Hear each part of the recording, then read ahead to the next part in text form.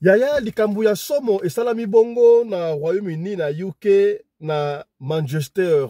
Congolaise moko na kombo ya Sandra na mama na ye kombo Elizabeth. Sandra azalaka bongo na bana misatu abanaki kovanda na Liverpool a juge bon a mauvais akende na Manchester. Ndaku oye azwaki na Manchester nzoka ndaku yango ezalaki ndaku ya bademo. Yaya nane ebisi bino ke mindele basalaka na bakindokite. Ya mindele za kutu makasi koleka biso. Yo kanita basaka ba coupe du monde wana biso kwa kosote ezaka pasi. Ezaka pamba kaka boy. Ndako bakotaki yaya nzoka ezalaki na bademo. Ba posséder bana na ye misatu et puis demo wana abomi mama Elizabeth akatie mutu mbila ye ya lisolo ya pasi ya somo. Avant okota na ndako toki saka chaque fois benga ba serviteur de Dieu basambela soki serviteur de Dieu aza musika yo moko pe okoki kosambela kozwa possession esika ya ndako oyo vandaka yango lisolo tokobetela yo lelo. Évasion ya batu na prison centrale ya Makala, ça continue à faire beaucoup d'encre. Makambu ezali ko bima se ko bima ba arrestation pe ezali ko continuer ya directeur ya prison centrale ya Makala introuvable. Tout il a mouzi ya zaza. Totali na circulaire moko ezali ko tambwa na réseaux sociaux et pas ouais pa ali ko lobano ye une affaire exécutée. Mais il est introuvable. Ndeko Eliezer, député national, peut confrère Nabiso, hier, Robi, Ayeba ki makambu, oyo, kuta lobaki yango, et kosala masope le 30 le 31, et rataki, et kosala masogi le premier. Soki Eliezer, Ayeba ki makambu, oyo, pour la nini, asinala ki avante, vous allez, et ça la mape, oya koloba. Un sujet burundais a sauvé République démocratique du Congo, c'était prévu, va attaquer 3 prisons. Donc, on a une émission, il y a Lelo. Est-ce que vous savez que nous sommes tombés sur un sujet burundais? Yemouto a sauvé Mbokaoui, en catastrophe.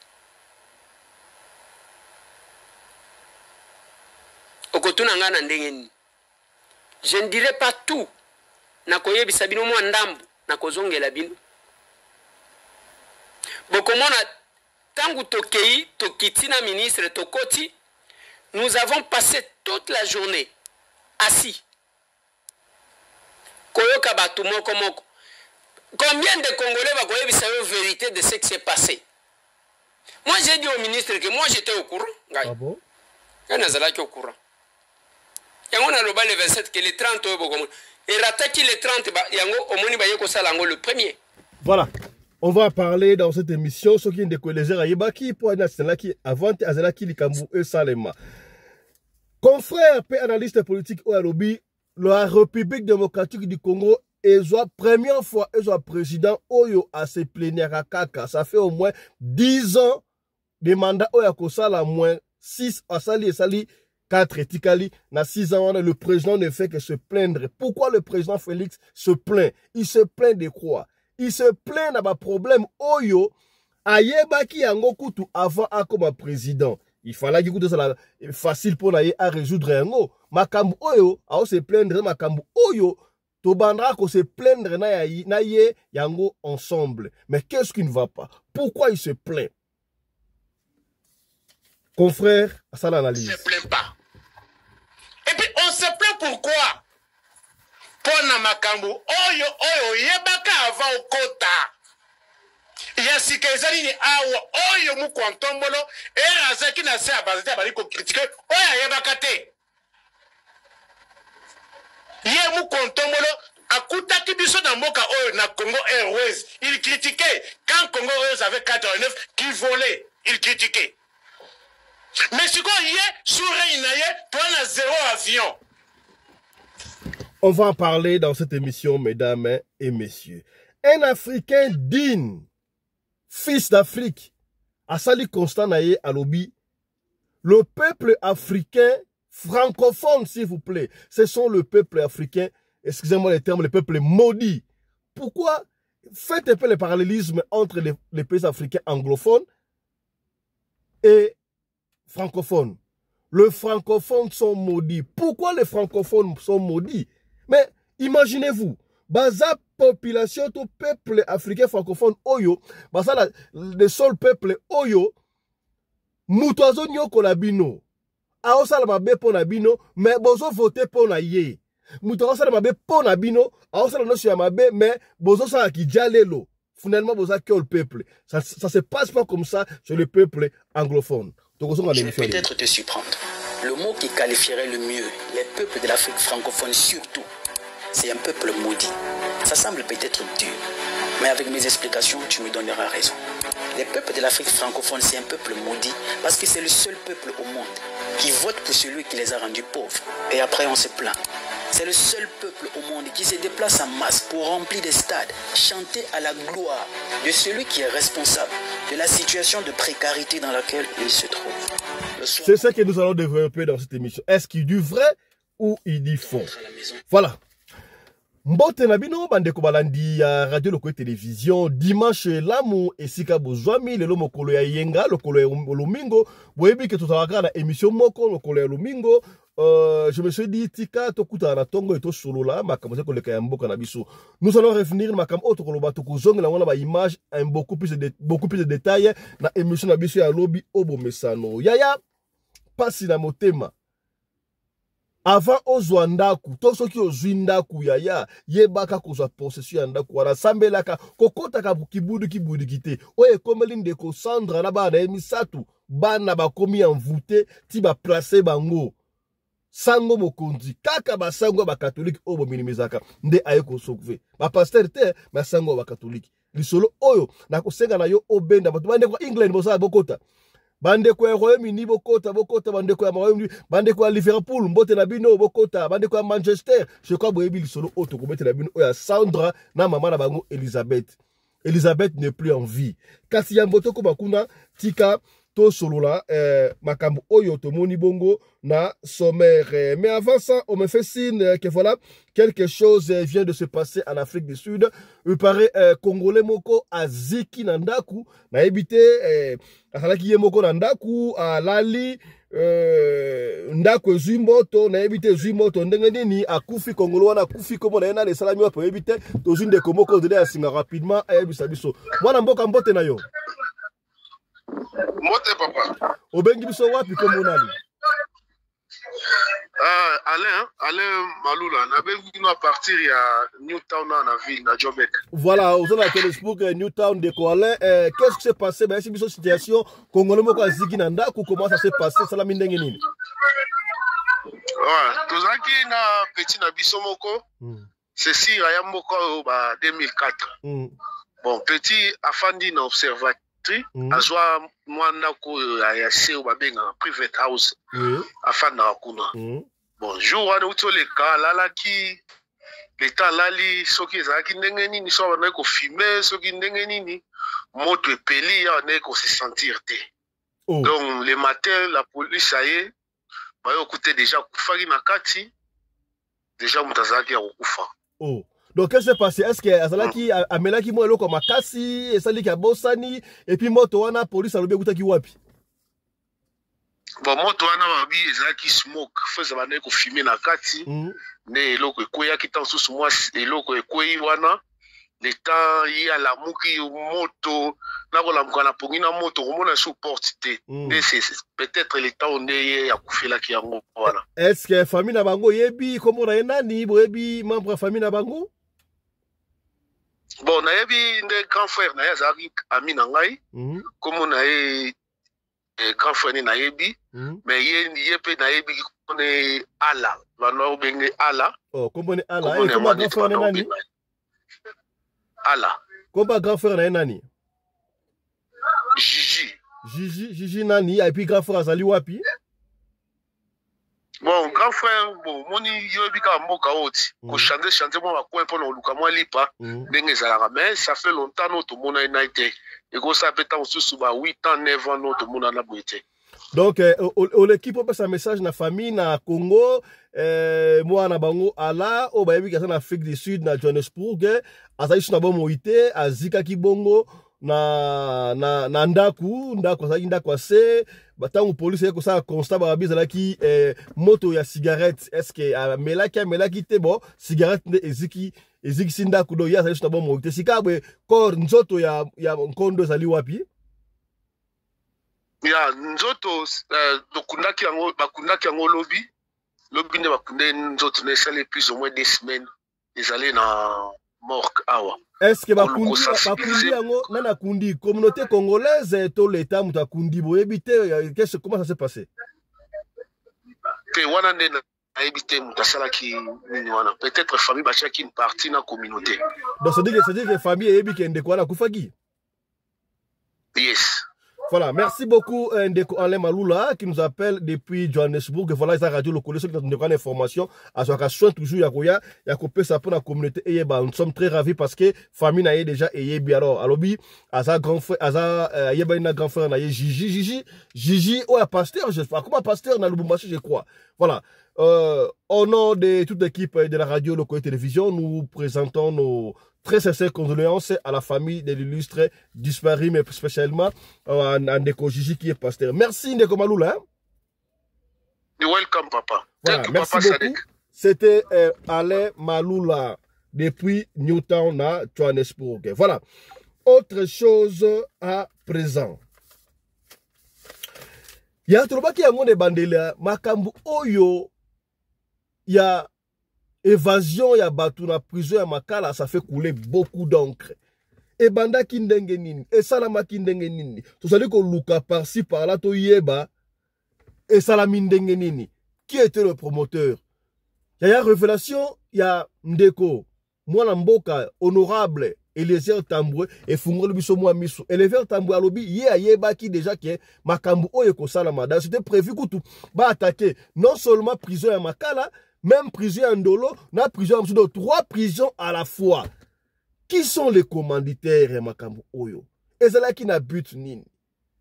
Oyo, l'État et Sekibiso, on a 2 personnes qui ont koufi. Nous savons qu'on est 7 personnes. Tout le monde France 24 lobby, oh, 1000 quelques personnes. Mais on a cassé de communes et ça va pris des 1000. Finalement, on ne sait pas combien de morts. Tout le monde écoute tout. Yaya, procès bandit. Bakangi kangi batu. Est-ce que batu oba osambi sawana baza ba commanditaire ya makambu wana tokoloba ndenge ni na mboka oyo tolobaki yango na makambu oba o soki ba oteka biko kati ba organe bakaba kaba e consort bo sambisa bakaba kaba bo sala boy bo kondana bango à mort e consort toyoka kutu bisu ba koma na Afrique du Sud bisu ba kenda wapi mais ba commanditaire bo yebisa bisote bon yebisa bisote ba commanditaire et les gars boy entre parenthèses na zongi pe na makambo oya conseil ya pasteur Mike Kalamba qui est sali en passant toyoka ki ba nungu ba no ya ide commanditaire ba fanya na concert wana bibembe misusu ba yaki ko buaka et pesa nga chair de poule ba robaki yango ndengwa bibembe ba yaki ko buaka mais boloba iboko zonga bo expliquer biso nani nde yaki ko buaka bibembe wana oba wana batu bakufi sabotage mais bozonga bolobate. Je me demande pourquoi le gouvernement a zonga kate pour ko pesa biso compte rendu ce qui nous cœur. Prison à makala bato bakota ko babino pona muta buka prison makula c'est pas facile.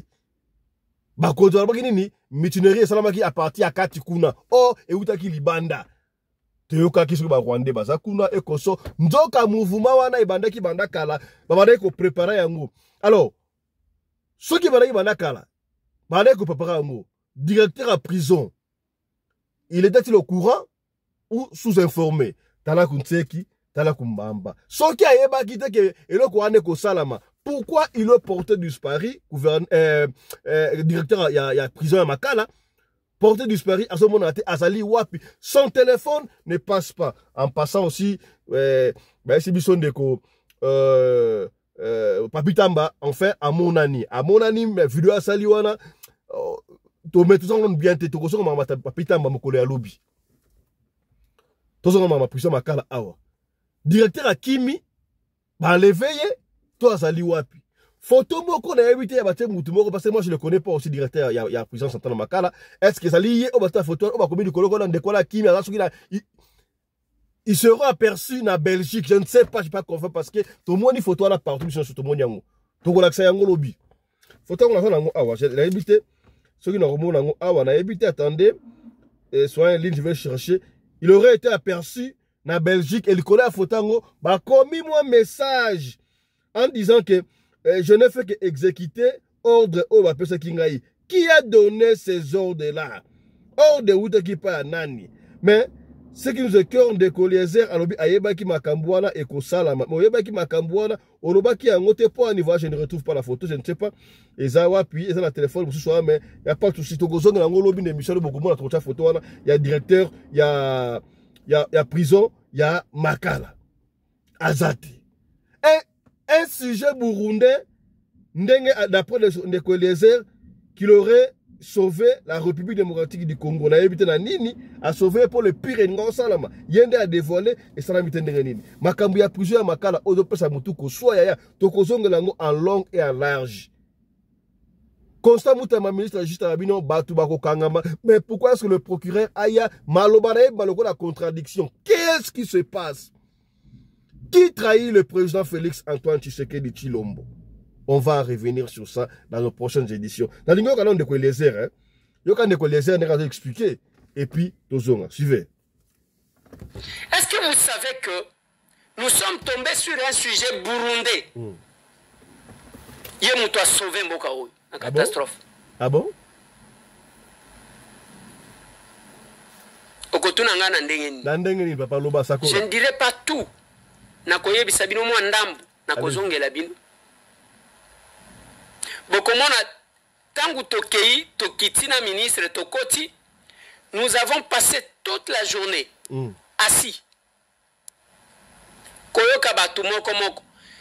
Combien de Congolais va koye bisayo vérité de ce qui s'est passé? Moi j'ai dit au ministre que moi j'étais au courant, ngai. Nazalaki au courant. Et on a le 27 que les 30 et rataki les 30 yango omoni ba yeko salango le premier. C'est quelque chose qu'on a commencé à organiser depuis le mois de mai. Malembe. Tango zotu na ba Congolais, nini elekaki kuna? Oh, toyokachi kaka courant ekei 17h. Oh, voilà, ezongi na 20h. Et si li tobandi koyoka ma saison bêta. Est-ce que avant cela, bino boyoka ki ata makambo moko awate? Muto akondima zate. Alors que moi j'étais en prison. Nalobi na monsieur le ministre, nalobi monsieur le ministre, parce que Sabino, moi j'ai été dans cette prison. Place ordre ezalaka lokola awa ezate. Les gens sont informés. Vous devez poser la question à l'administration. Ndenge tozolo baboy. Le directeur de la prison est injoignable. Azomona nate. Tibo ba uti ko suspendre ye. Ye moko azomona nate ba komi koluka ya koluka. Muto ayebi place azali azate. Ba komi koluka. Ba musu baloba ki azobela. Mais il est introuvable. Son téléphone ne passe pas. Ba relater biso ba makambu. Na koloba mwa nambu. Misusu na koloba te parce que l'enquête est en cours. Ok. La personne qui s'ouvre à nous, c'est un Burundais. Un militaire burundais, bakanga, ou batindaka. Alors, papa, linga qui jamais kondima ki makambouane comme. Parce que j'étais associé. Tozaki na quelques Congolais. Bazuna quelques Rwandais, bazana ba prison. Ayebi biso na nzela, o bambongo ezalaki koya.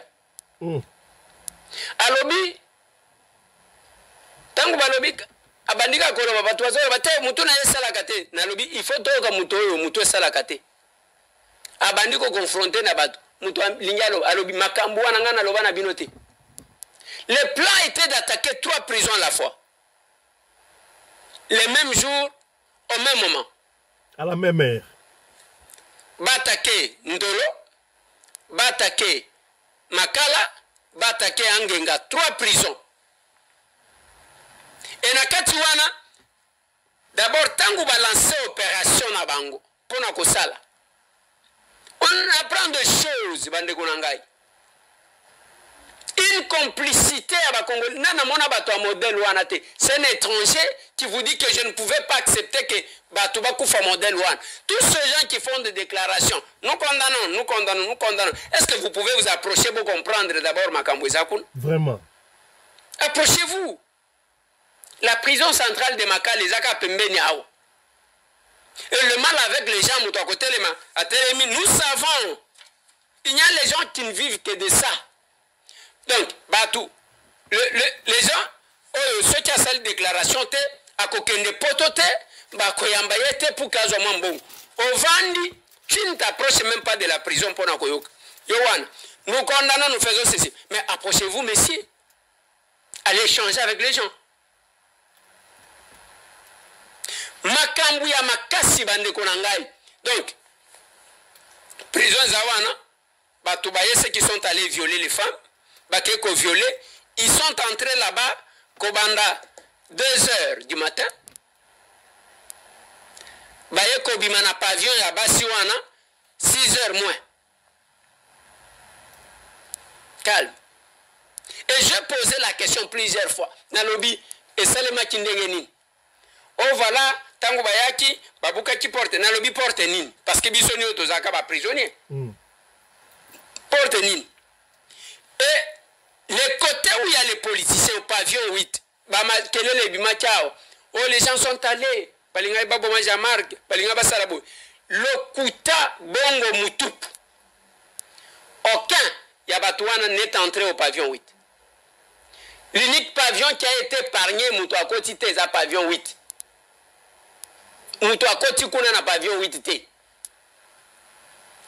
bien au contraire les andé bazo zwaka basi na pavillon 9 na bango bamemi bango na pavillon 8 fête na fête.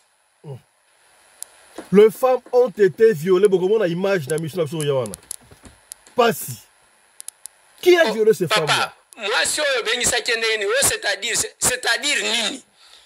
Muto avani na pavillon 8 atindi boke ne kozolanga moi si wana. Pendant qu'on est en train de violer, on est en train d'opérer, atindi quand même bato mutoye. Oh, bosimba oete. Moi une fille déclare il a été violé par 8 personnes. 10 personnes. Banani Yawana. Beaucoup d'affaires na boloba. Et là, Constant Moutamba a ordonné pour que va interpeller, je crois, une trentaine de personnes. Pour le Lokuta. Yo salaki neni. Dès que tu as quelques responsables à SNEL, bah memi bango, bah auditionné bango. Quelques responsables au gouverneur y a pavillon bah memi bango. Au gouverneur général, bah memi bango. On doit les auditionner parce que la vérité, d'abord courant et kenda kindengenin. Courant et Kei Ndengenine pour prendre tout ce temps-là. Et comme oh ngaite, oh kona bande konangai, on doit aimer notre pays. Si vous voulez faire quelque chose, vous estimez que vous le faites pour faire du mal à Félix Antoine Tshisekedi. Non, lui est là, il va faire son temps, il va passer le pays, il va rester. Voilà. Je crois que Toyoki. Yaya, tokozonge la makambu oyo ya prison centrale ya Makala à long et en large. N'émission d'abus à l'oubli. Il y a beaucoup de monde comment est-ce que ma fille, ma soeur, j'ai été violée par 10 personnes. Yaya, batu oya pavillon 8, mais bien pavillon 8 dans la pavillon VIP non. Et c'est que ba kondi ba kotaka. Ba kondi ba violé ba na Makala. Ba to kotinda, keno ozolanga mutente. Yaya, beaucoup de monde ya ngum fiora koloba. Ah, ne ratez pas émission d'abus à l'oubli. Pas si na motema. Où allons-nous? Où allons-nous dans ces pays, Makambu Oyo? Où allons-nous? Le reste, allez me coller à l'omingo. Tokoloba mingi te tokozonga lango en long et en large. Yaya, ça fait 6 ans, jour pour jour, depuis le président de la République démocratique du Congo, Mwanamboka Félix Antoine Tshisekedi Tshilombo, a joie pouvoir. Un confrère a déclaré ça l'analyse, le président se plaint trop, beaucoup. Il est le seul président, pour ne pas être le premier président, il y a Congo ou à Koti, il se plaint. Il se plaignait avant comme président, il se plaint pendant qu'il est président. Et il se plaint de quoi? Makambo Oya se plaindre, c'est Makambo Oyo, ayebaka yango avant comme président. Tant qu'il a commis président, il fallait qu'il ait la solution, mais il continue à se plaindre. Nga pepe senga mutu koso, alinga lobani par là. Au moment de Constant Moutamba, na niveau du ministère naïe, tout le monde savait que l'appareil judiciaire était malade. Et ben aussi mbatté. Donc il y a un problème. Tant que Moutamba Koti a bandi qu'on peut sa solution. Il y a parce que chaque problème a une solution. Moutamba bandi qu'on peut sa solution. Et c'est même que Constant Moutamba a postulé des fois, pas comme président, à l'époque avec Kabila, à l'époque où Fola Azagi peut candidat. Oui bien, vérifiez. Tango akota ministère de la justice abandi kopesa ba solution. Et pendant que oyo le président ne devait pas se plaindre pour ayeba ki ba problème. Il faut abandonner la solution. Au lieu d'appeler la solution, écoutez ce qui se passe. Ce n'est pas moi qui le dis, l'analyse de Oyo. On ne se plaint pas. Et puis on se plaint pourquoi? Pour Namakambu, Oyo, Yebaka avant au Kota. Yasikazali ni awa, Oyo Mukwantombolo, et Razaki na se abazite abaliko critiquer, Oyo Yebaka te. Ye Mukwantombolo, akutaki biso na mboka oyo na Congo Airways, il critiquait quand Congo Airways avait 89 qui volait, il critiquait. Mais si quoi y est sur Reinaye, toi na 0 avion. Tout le bâté, total et pour Aoutuko s'installer. Aoutaki Transco et Zali Kolongo awa na mama yemo. Timbu di 500 francs. Azako critiqué. Lelo Transco ya mama yemo mburi eza susute. Tout le bâté, total et pour Aoutuko s'installer. Akouti esprit de vie. Na avenue commerce. Et longo commerce, ti Sainte-Thérèse Ndjili, 600 francs, azako critiqué. L'esprit de vie est battement le batté. Total et pour non abandonner Moussala bien té. Pour avoir un train de mesure. Je me rappelle ce que Joseph Kabila Lobaka na Mouzito. Le peuple n'a pas besoin toujours d'aller d'étude en étude. Je me rappelle, elle avait dit ça à Mouzito.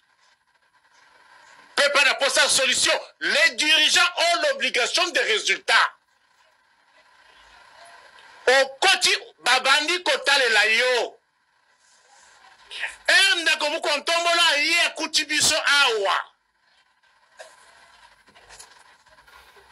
Ozana Boulevard. 500 francs congolais au commis Yupen. Azako critiqué. Lelo Oyo Boulevard Yupen. Na monaki trajet moko awa express alimentaire na boulevard tiba tete la 1500 francs na 207 sous reine na ye batuba lobate mais ye ezaka 500 gare centrale Upen il critiquait mais oye comme il y a demi terrain Transco commence à demi terrain mutifo longwa zando ake cause la Transco peut-être na Saint-Raphaël na première rue pour économiser na kinga sanité économiser peut-être dans le quartier 1. Transco. Quand Transco quittait au Moni rond-point Lombo Makiadi, Timo Kali, il critiquait à 500 francs. Les réunions sont nés à Tebatouba Lobaté. C'est-à-dire qu'il n'y a pas lieu de faire confiance à Tshisekedi. On a une conclusion. À partir de ces faits-là, marqué rouge en Goyo, chaque Allemand d'Afrique, alors Congolais, peut côté. Le régime est Congolais Zala. Zala Zala qui est noir et blanc, oui. Mais là, vous avez commis à TNT. Nous allons voir le régime et le rôle on a fait. Tiens, quoi, qui n'a avion? Lelo, on a beaucoup de un avion. N'a pas mesure, il réfléchit. L'avion, balai à sous-souté. L'avion, on peut se faire qu'à maille à 30 centilitres. Et si, soit là, quand il y a 1000 francs, et si l'avion? Sous régime, oh, il y a passe. Régime écoutez avenue Kassavou, aux Ana Boulevard, aux U Boulevard, avenue Kassavou, au commis Victoire. Les lots sont aux Ana Boulevard, aux avenue Kassavou, pour comme Victoire, parce que Nzele est Koufa. Bah, tu vas le battre, tu peux ça qu'à temps. Nous avons le baki, bah, mesure en gros, on a évité. Il y a pointure, ou bien il y a télé de couture, il y a pas couturier. Tu vas le battre. Régime a écouté Brasimba, Bracongo, plus de 35 ans dans Mbujimai.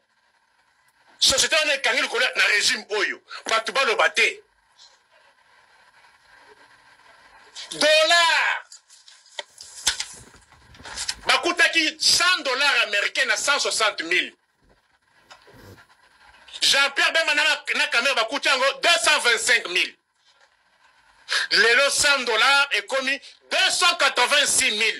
Batouba le matin, total et la bango, parce que train de mesures à Kosoma. Entre temps, Liboumou, elle va transformer dans point d'oreille. Talandenge, Bakutaki, professeur ordinaire, près de 2000 $. Les professeurs ordinaires touchent 3 500 000 francs congolais. Nato, oh, c'est combien? Il reste 2 minutes. Talaba un paiement. Botuna Jean-Pierre Liao. Ma carte biométrique oya Kabolaki. Depuis juillet 2022, si le bateau va foutre à Makate. Eh, t'as le régime dengue memi. Parce qu'il faut parler que les gens comptent à partir de ça. Pampers, oyo, 4 Pampers, c'est 500 francs. Les 4 Pampers, c'est combien à combien? T'as la boule à foufou oyo. Et ben d'accord bongo. Oyo zaka 200 francs. Naozo Mamelo à témoin. Naozo Lydia à témoin. Awa boule à foufou. Na somero awa na bosolo 1000 francs congolais. Oyo zaka 200 francs. Batouba lo bate total la bango.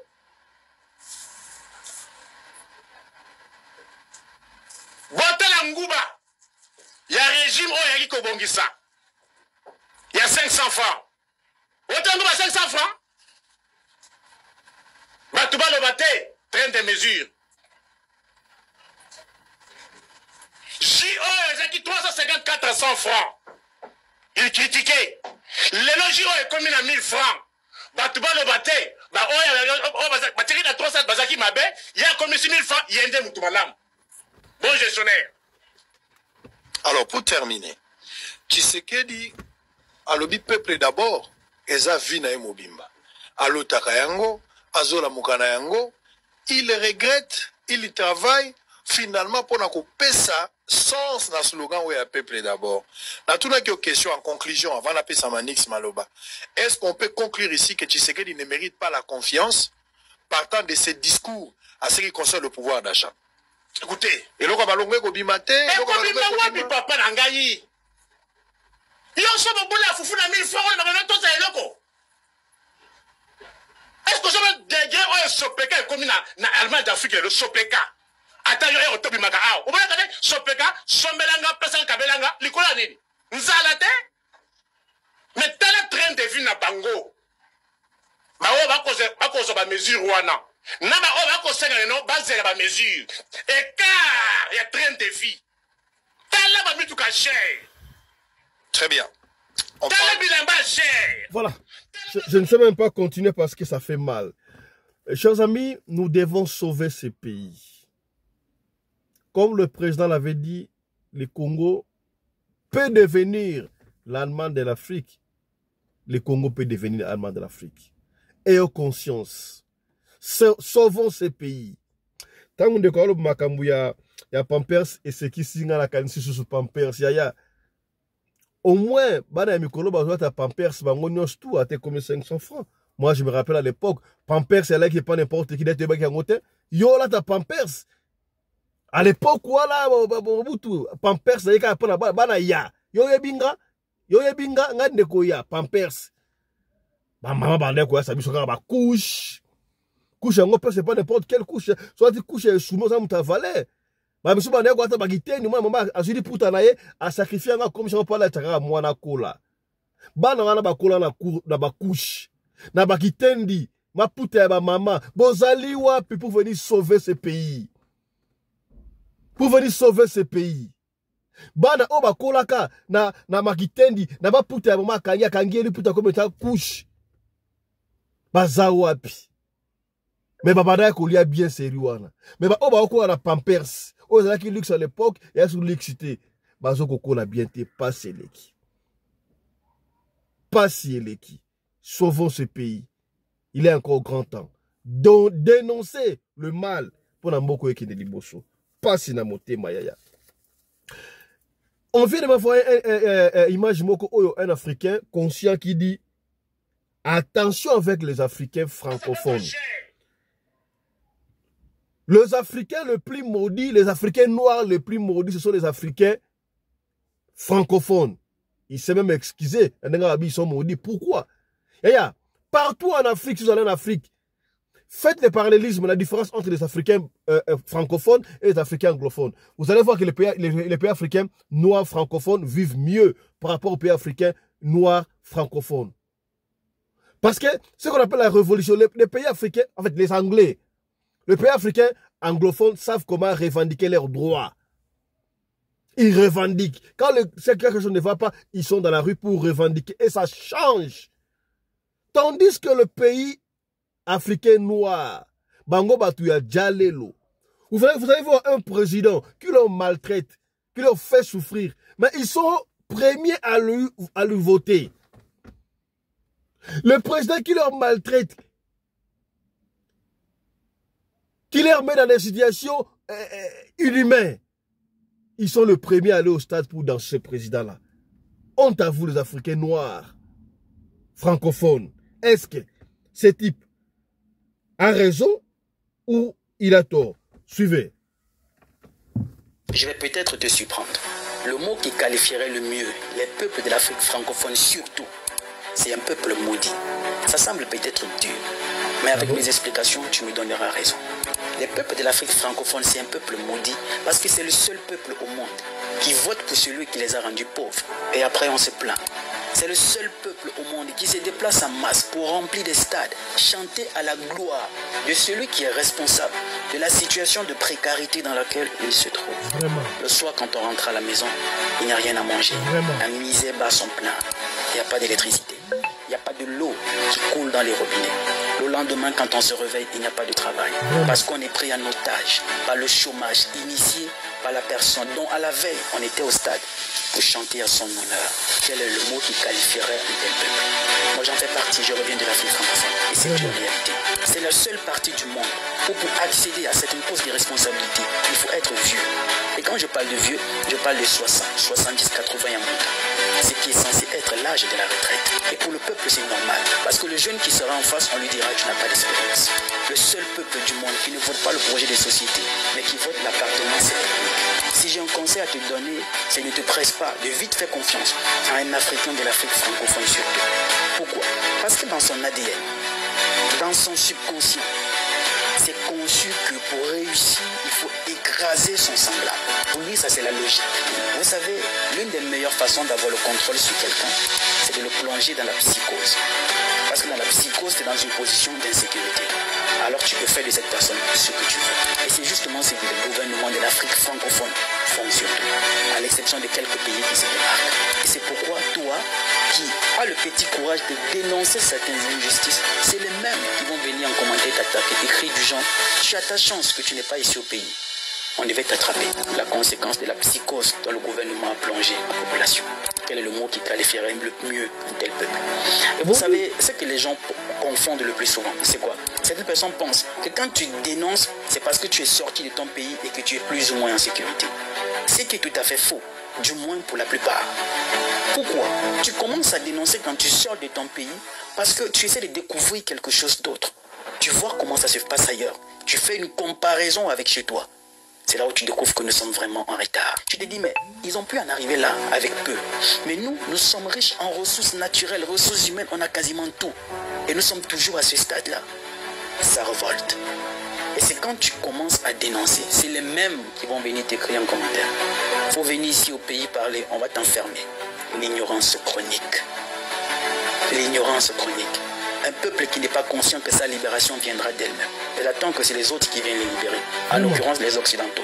Ceux qui, au contraire, ont tout à gagner, qu'ils restent dans la situation dans laquelle ils sont. Et cette citation de cette personne qui disait « Chaque peuple mérite ses dirigeants », cette citation a été spécifiquement adressée au peuple de l'Afrique francophone.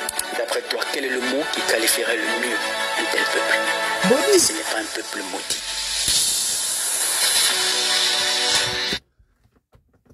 Mes frères, des fois, ça fait mal. Hein? Ça fait mal. Ne croyez pas que les Occidentaux viendront arranger le pays pour nous. Ne croyez pas que les Occidentaux viendront développer notre pays au notre content pour nous. Nous devons fournir des forts biso moko pour l'Afrique et que des liboso. Là, je parle, moutan moutosa pays na yo, soit on a compte pays na yo papa. Où allons-nous? Où allons-nous? Exact. Tu as du mal. Je connaissais qu'il va y avoir mutinerie. Mais tu n'as pas dénoncé pourquoi. Qui sont ces commanditaires? Pourquoi vous ne nous informez pas? Ça fait mal. Ça fait très mal. Faites la comparaison entre les pays africains, francophones et anglophones. Vous allez voir. Vous allez réaliser ce qu'il dit là. Et ça la passe. Mais les lots... vous savez, à l'époque de l'indépendance, l'indépendance, ils ont rendu Bakulu, Bakoko, Bankumu, ils ont lutté pour l'indépendance. Mais pourquoi Bankumu et Mikolo Oyo? Et comme il jalelo, bozo sunga mboka te pona nini pona mboka bakadi mpemba ba diabulu o bosa mboka ya français te bo la kisabiso bango. Ndeko ba tingena message a bengana nkumu tuna ye pona nini bango bazo sunga chef de l'état te. Bazo dénoncer ma bête pona nini. Lelo ba pasteur. Ndeba okota mabe na kati ya mboka. Et ba pasteur wana ba yebani. L'état azotika bango pona nini. Tika na benga na nkumu avant de continuer betemno isolo ya Sandra na habité nkumu le dimanche est-ce que akoyamba biso il n'était même pas au courant ce koyamba biso na habité to so wana nkumu makambo to yoka so nkumu ko expliquer biso ni parce que makama mboko elle moko ngai pesa ngai mutu ko swa et pesa ngai mutu ko swa to so wana nkumu mo muke makambo mbale misatu ba expliquer biso parce que rien ne marche chez nous.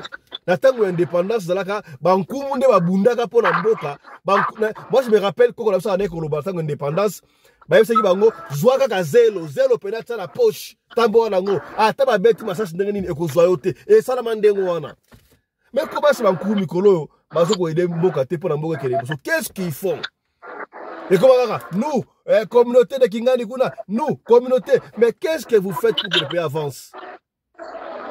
Le Lomingo n'avait pas mingi te, mais nous obligés de parler parce que c'est notre pays. N'ayami pour la bino kuma nzambi te yo. Kuma nzambi te yo mbote na yo. Mbote mingi papa pelende na balandi nyonso o bazo pesa confiance na radio lokole vi radio oyo ezotambola monde entier. Lelo batu bazwi guérison grâce ya radio lokole. Donc pesa papa pelenge mbote mingi vraiment na ndenge batu musu bayebaki ngai te.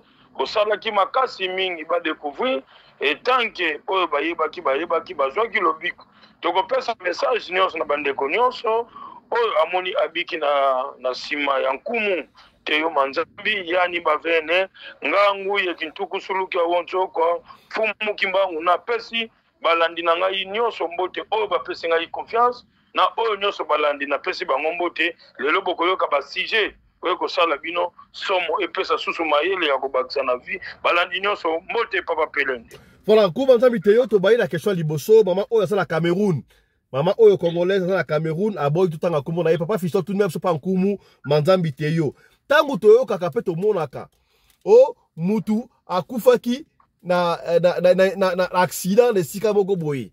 Il faut to kende kuna ba kende kozwa esprit na ye. Ezalaka ya solo to alokuta o mutu akufaki na Paris alors ndenge mutu akufi na Paris sikoyo famille fait uta na Kinshasa et que na France et sika akufaki na sika bo songolo bazwa esprit na ye bazonga songo na Congo makambo wana ezalaka ya solo to alokuta esprit ne bazwaka pa batu wana. Merci ndeko lokole pour la question na banza lelo tozo solo na mwa lumbango ezalaka journée ya repos ya kosola na balandi nyonso azana besoin kosola nanga lelo mutu era kufi place songolo akufela kufi na France na Belgique na Canada c'est archi faux oyo mutu akolo batozo kende tokende ko esprit que veut dire esprit mutu nyonso azalaka na esprit tango kaka azalaka na repos ya kolala yango moni topesa ka ba corps oyo c'est kufi ezwaka quand même valeur ya respect pozaka mutu akeko se reposer à quel na vie mususu ake bisika mususu c'est actifo de kolokole tozo kene to kene ko esprit non c'est actifo lelo mutu soki azomonana ou bien to kene ko zo ba esprit na yekezali elingi koloba boye mutu wana asala kamisala mibale azan esprit ya mai azan esprit ya mokili yango komona azana croissance ndeti amonana ndeti anate tozo mona molimo ne c'est actifo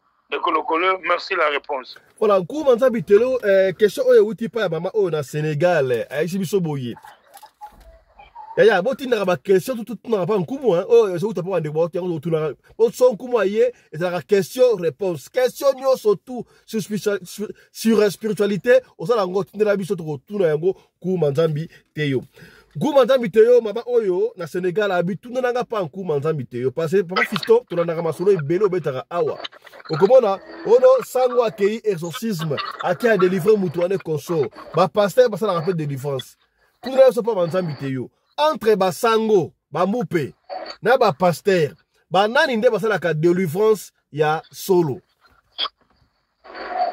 Merci ndeko lokole pour la confiance na question la réponse to répondre maman na azala attentif ya kolanda question batuni pankumu teyo manzambi pour lelo tozana mozindo ya koyeba difficulté ya mutu na mutu bisike utaka to pesa bango na numéro pour mutungisi ezoleka yo mingi plus de 143 numéro ya nkumu teyo manzambi plus de 143 89 44 54 885 soko zwinga de autre numéro eza ya RTL plus 243 98 17 17 013. Merci de kolokole na pesa réponse pour balandi nyonso eza émission eza en direct na tikali na 7 minutes na zokota séance na messe.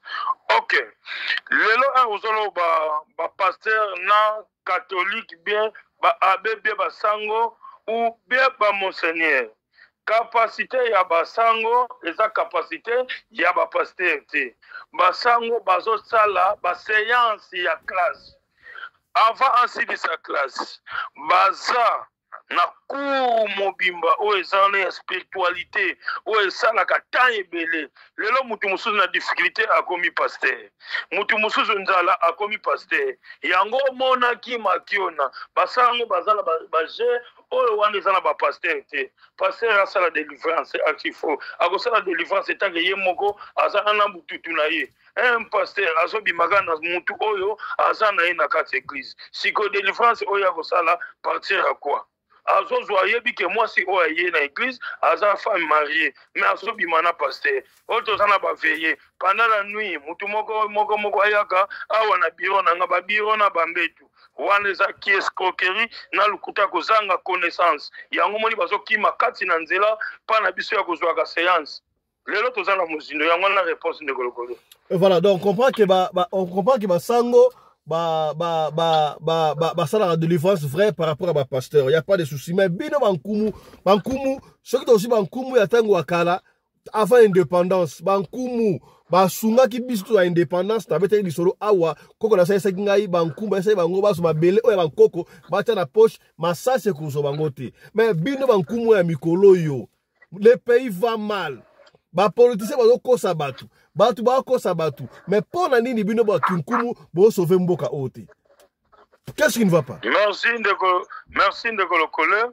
Na kopel sa yo réponse lelo so mona lelo ba politicien soit dit ça bazo yiba mbongo. Yebaka yango encore si to sala ki ba liège. Ya koyeba mbongo ya mboka ko bimaka libanda te. Bazaka kana batango ya muke bakoka kolia mbongo wana te. Mutu nyonso asali détournement ya mbongo. Akokobima na mbongo oyo telke ake nango or ya bisika mususu lelo somona mutu nyonso oyo azosala na Congo na droiture na ye quel que soit batie poison quel que soit batie nini ekozala sans effet eloko moko oyo toko autorisé ekozala te lelo somona mutu nyonso oyo azosala détournement lelo peuple congolais ezoyoka pasi na modèle moko par rapport mbongo ekoma privé na bato metangi mbongo ya mboka yango komona ndeko lokole lelo toza vraiment na sujet moko mibale na sa nango okotika nga mwa temps ya koexpliquer mutu na mutu akomi pa nkumu te ake pa mutu te me na kopesa ye méthode oyo ekozala ya enseignement spirituel ya koyeba eloko na eloko tozokende nango wapi ndeko lokole C'est ça la réponse. Ok, totikeli au moins 2-3 minutes au makamuna yo et amboto betali solo oyo esalami na UK. Malobomboka yo nkumu. Merci Ndekolokole. Nakopesa sous numéro pour sujet oyo mutu nyonso oyo aza prêtre nango te be oyo asala ngo be oyo asala yango te. Nakopesa ye mayele.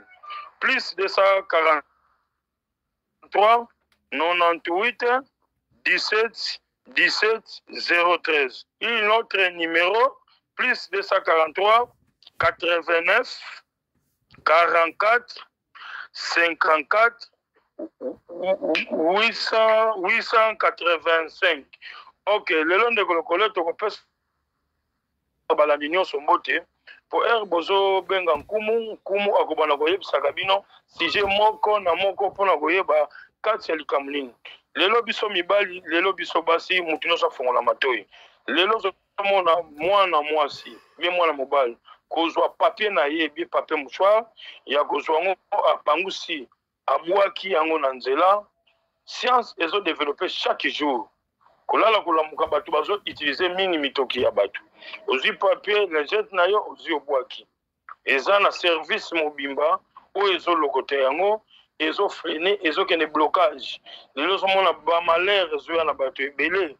Lelo eloko na kopesa source interdit. Moi si bien mobali boko kosalaka rapport te na kati ya toilette. Eko bloqué makambu ebele. Papier na yo oyo osaliza nango wuti kozala ba période ya ba règle kozwa yango ozwi yango obwaki na toilette eza mabe.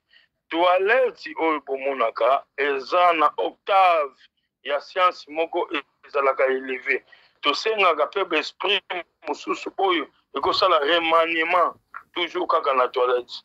Yango Ndekolokole batu bazala na mwa bobangi na koyeba doiture ya iloko. Rapport na kati ya toilette c'est interdit bien na kati ya douche. Pour fermer ma nyonso. Lelo zomona zomona ka ba mari de nuit. Biloko wana nyonso eza provoqué na biloko wana. Salaka rapport na douche, rapport na toilette. Lelo na kopesa bandeko mosusu bazalaka mingi na bokebi ya koyeba. Science oyo eza évolué na makambo ebele. Lelo mutu mosusu akomi pasteur ya difficulté, bakabwana 5 personnes, 6 personnes. Ah, maman moko aye pasteur après sembo te paralysé c'est archifo. Na tel monsieur sur place wana eza biloko to benga kango les prophètes de la nation de Nile sabisa bango makiti wana. Mais lobi belo na ko expliquer bino kati eloko ndenge sala. Lelo ndeko azwami problème ya blocage ya difficulté musala e matakate. Azala problème ya mari de nuit. O eza ke ye moko avandi azolota azapa na bango, avandi azolota azalaki na mobali na tongo pala muki oui amoni pe ke maya mobali yango siku problème wana kumu azosalisa yango. Bino nyonso na famille bobotaka te. Bino nyonso wana botsila kingana bino nyonso pana bino na ndako mutaza asi moko azati nazokata balie wana. Ozwa problème ya mwana oyo biso abotami azana difficulté ya kotambola. Mwana aplongeaka ke liloba moko akoma baba la maladi wana ekomi ebele na ba famille. Olingi na tia bino na ba lien privé okota so kati na botutu ya famille te kumu te manzambi yani ba venengangu mubeto munaki Kongo nkaka wa beto mwanda wa ntemi wasi sabidi mbubio bina mulandengo mulanda samu wa wonzo kumu azoteya azoloba renseignement spirituel. C'est ça on appelle pouvoir ancestral. Mukinkaka munadingala munaki Kongo. Bankaka babeto batu sisila mfumu kimbangu yani wakele nzambi wa beto baonzo munankanda wandombe na pesi balandi nyonso mbote. Lelo mutu azokende akende kozwa mbongo ya kisi. Na famille bozala na mutu oyo azala na mbongo te. Yo moko pe oleki na mbongo te. Zwa $50 na $100 so mata bapaka cigarette bapape mouchoir bakoko na yo banoko na yo batata mwasi no bakopesa yo pouvoir bomi kosaka te nazwa God humanine magique, non. Bakozong so toujours on a lien privé, il y a dépenses, il y a bon. Nkumu lelo ozana besoin ya mbongo. Na motema no eza ya kofunga make lobby. Oka kosala ba ONG, osala ba felina, okabila pe batu oyo bazangi. Yango monaka mbongo ya malamu na ya mabe ezalaka te. Yeba utilisation nango na oyo zalaki nango eza susi na maboko. Si tu problème il y a paralysie. Problème, il y a AVC. Problème, il y a diabète. Type 1, type 2. Bandeko oyo babiki pankumu te banzan, bo pesa témoignage baninga mususu balongola bobangi. Nkumu oyo azali azoyoka lite ya mutu nyonso. Sacrifice moko ezalaka te na pouvoir ancestral. Kobanga mote tuna ye na pesi balandi nyonso mbote oyo alani nkumu te banzambi. Mususu ayoki te akobenga nga en privé akotuna yanga nazopesa numéro ya suka to pesa pe temps na radio lokole lelo ezalaka journée ya kocontrôler administration na ye plus 243 89 44 54 885 un autre numéro par rapport à ba réseau plus 243 98 17 013 oyo mususu bayoki te oza na problème bote ezalaka ya pasi nyonso soki oboti bana normal te bana baza ba inconscient oza na problème na mwana azoderange mémoire ezokima ye ere nyonso kokanga ye benga nkumu mwana kozonga na banorme par rapport ya spiritualité na pouvoir ancestral balandi nyonso mbote na bino journée malamu dimanche elamu. Voilà, merci beaucoup Nkumu Manzambi Teyo, merci beaucoup. Je crois Maramolobiwana et Kouina Matoya Batu. Autre chose à présent. Tokobete là aussi kabri solo, yaya lisolo tokena no mango parce que la régime fait signe déjà, on a largement dépassé les temps déjà. Na yebti so régime au kata biso ta otika tout ça lisolo, y a pas de problème. Tokobete là lisolo. Lisolo tokobeta esala bongo na Royaume-Uni, na Angleterre, na ville Oyo ya Manchester. Ndeko Sandra congolaise ya République démocratique du Congo, Sandra Mbote na Siko Zali, Mbote la famille Sandra tokotanga ba kombo te mais tokobeta lisolo kaka ndenge ba pesi biso.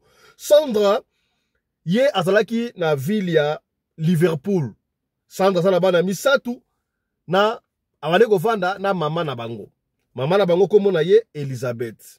Kaka ndenge zalaka muta umel na ville wana, Sandra a décidé de changer la ville à Longwa Liverpool. Akende bongo na Manchester. Et ça en Angleterre, n'est-ce pas, à Manchester. Car à des rapports à Jean Spé, Sandra a Jundaku. Yaya, keba yoso lukabandaku, ndaku moko kenda ko bona ndaku wana ba ko tarate ba umela comment c'est ndaku tula rate ndaku osala o 6 mois, 10 mois mutako tsenenge nini luka oyeba ndaku wana problème nango zali nini. Sandra a Jundaku moko na Manchester, na appartement na complexe na immeuble moko boui à côté. Balungwe pe Liverpool ba na Manchester ye Sandra na ba nemisatu na mama na bango. Jour ya liboso ba kopela ndako wana balali très bien. Deuxième jour nui na ngobala la boye o na butu bazoyoka lokola basani ezo ninga la cuisine. Lokola mutu aosukula basani. Qu'est-ce qui ne va pas boye ndenge nini? Troisième jour à Pamba Yaya. Et comme donc mwana ya Sandra ya liboso. Ceux qui ba basani elle la cuisine, basani la cuisine. Mwana mama Elizabeth akola mukaboe, ala musi Sandra ba ke na cuisine bakuta mwana banga liboso na cuisine kuna. Moka solia, monde oso ba geste moko bien kakate. Ba ne ko comprendre nan jusqu'à mais qu'est-ce que va pas yo so batu badinga bazolia olinga kolia te comment ceux qui badinga balali yo oto na cuisine boendenge nini ba gangeli mwana. Ba ko fa na salon boya, ba fa na salon. Ba ota na TV famille, mama Elizabeth, Sandra na ba bango misatu. O mona ka mo mutabu mwinda. Minda nyoste kufi etikali TV pamba. O ka moko minde pele zongi TV kangami. Mais qu'est-ce qui ne va pas boendenge? O ka buta fungol porte couloir, pa bi parce appartement na bango so otala o mona couloir et puis la chambre quoi. O ko buta fungol porte couloir à côté, à quelle salle de bain à Sokoli. À côté de la chambre. Mais qu'est-ce qui ne va pas? Oh. Et comment qui est fréquent? Donc, il bande à babandi comme ça, la geste, moko boue. Il y a exorcisme. Oh, il y a bien té. d'ailleurs soko sala bana na yo ozomona bana ba osala ba geste moko ya bien te bakabia bien bete oko remarquer mais bana ba suma radiote bana ba ki bien to uta Liverpool bana ba ki awa ko bana ba ko même poli bo ndenge ni bana ba osala makabo o ba na nonsense bien te ba geste bien te maman ko ba ke bana on va changer qu'est-ce qui ne va pas maman Elisabeth a dit est-ce que ndako ndako bandokito de ba ça te ça va kana total ba fandi comment qui chaque jour ba ça mouvement la TV kangami epeli mwinde ko so ba fandi sur la TV ba ça la maman abino tika porte ya ndako pelele ya couloir polele na ba chambre total so ki butaka ndengo wana oyebi ki ba la TV boye minde kufi epeli ba mboyo lokola elili ya mutu bede fungole porte ya couloir à côté couloir abi mutu la gaga eza Sandra oh na boni mutu te babi non c'est que mutu on vivre dans ndako oyo na tongo nango ba kei na police pas mbila na commissariat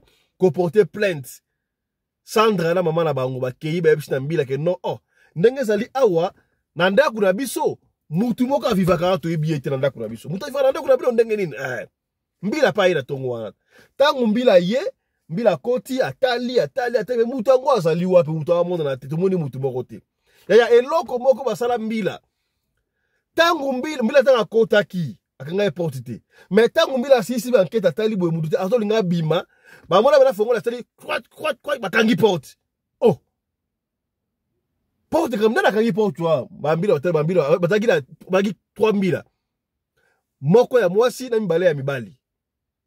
Qui a fermé la porte? N'a pas porte. Oh, mbila bangi. A fungoli porte. A fungoli porte. A bi, ndako esanda kuboka mystique, eh? Ba bimi, ba kei. Tango ba bimi, ba kei. Et ça li bien te. Oye, na butu na ngowana. Na butu na ngowana. Ba moni même geste. Parce que mbila se soko mona omona mwande ngwana zonga oya kuyebisa biso. Na butu même geste. Na tongo siko tangu Sandra ke atiki bana kelasi po aleka na mbila ayebisa mbila. Yaya tangu ayeko zonga na ndaku bo akuti mama na bango Elizabeth ba etrangla ba kata e mutu na kata na nzoto na ye ba beta ba caché ya mystique wana.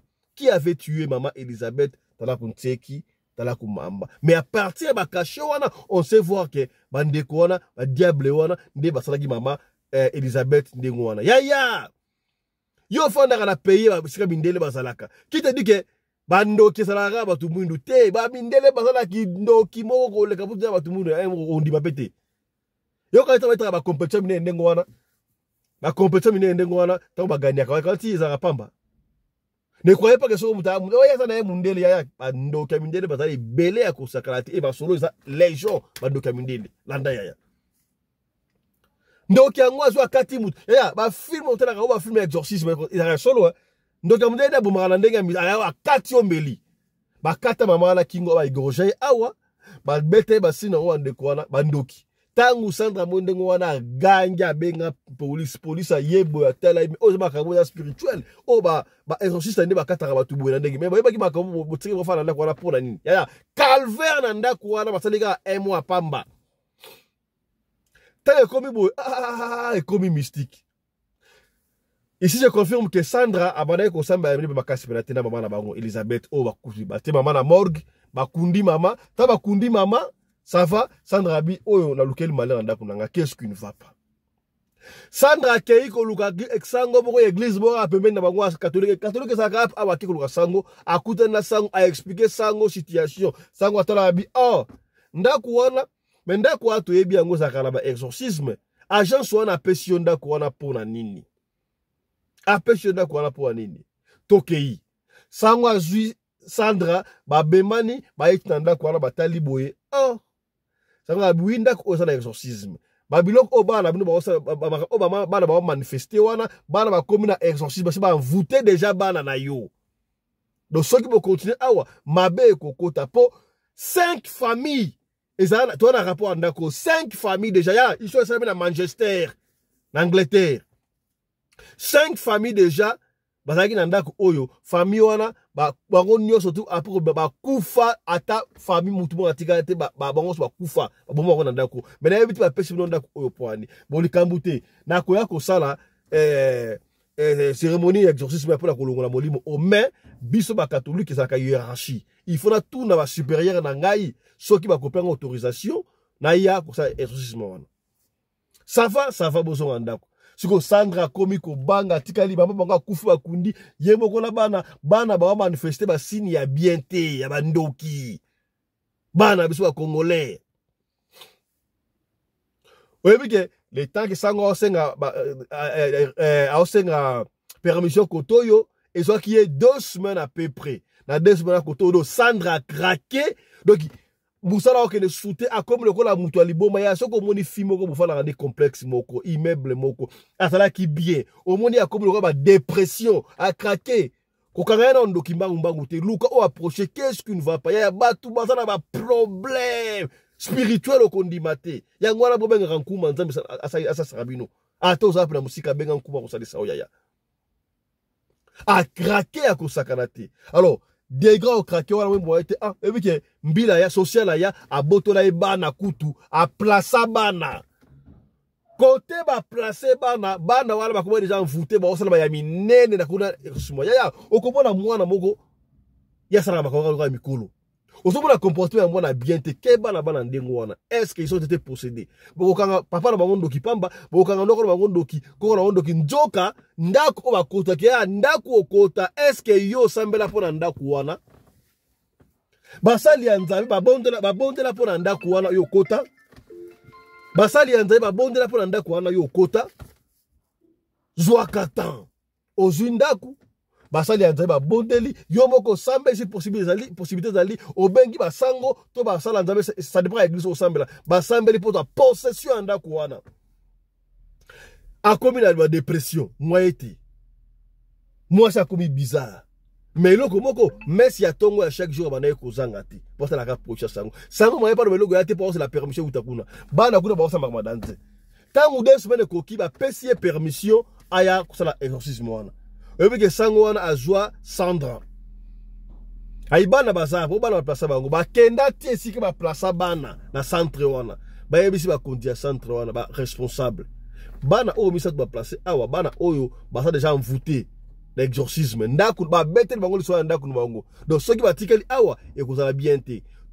toningo ke ko sa délivrance ndaku na bango alors bana oyo faut pas la poto longo na bango esprit wana bande ko centre ba bi oui c'est vrai pour makam obana obade ko sala awa et ça makam bala sala normalité ba geste moko ya bien tout bade ko mitu na qu'est-ce qui ne va pas na bana oyo qu'est-ce qui ne va pas na bango ba geste oba osala oyo ezaki ba geste malamu te ba geste moko ya bien te otono sa ba sala awa ba geste moko ya bien te alors ba pesi bango bana tangu ba pesi bango bana ndengo wana ba yana bona ndako sangwa banda exorcisme na tongo wana ezwa journée mobimba exorcisme sala asala wako sala wana molimo wana ekimi avant ekima molimo wana zo bana anglais oyo ezanda kuna biso mutu o atekaka ndaku oyo na lingaka tateka ndaku oyo pena baka ndaku eko tika libela mutu mako ofanda tips ofanda awa ba benga l'esprit wana ba délivrer moi Sandra na bana na yi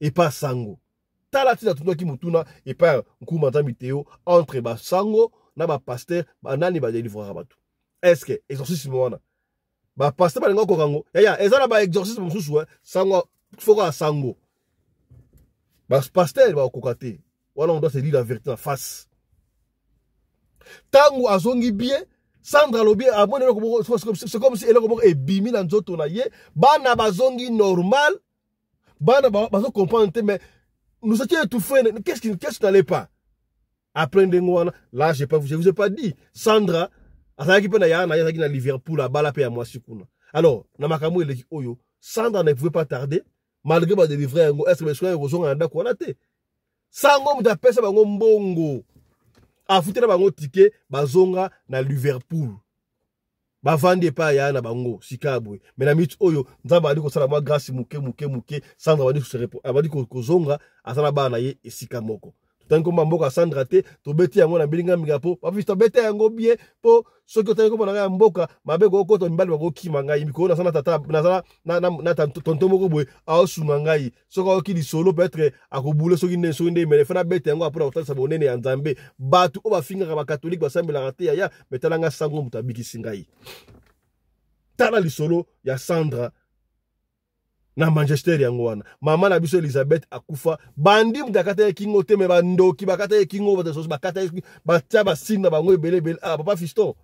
Ba photo ya mwana tinda ngo zatipona na photo na sakina na photo kutu pete.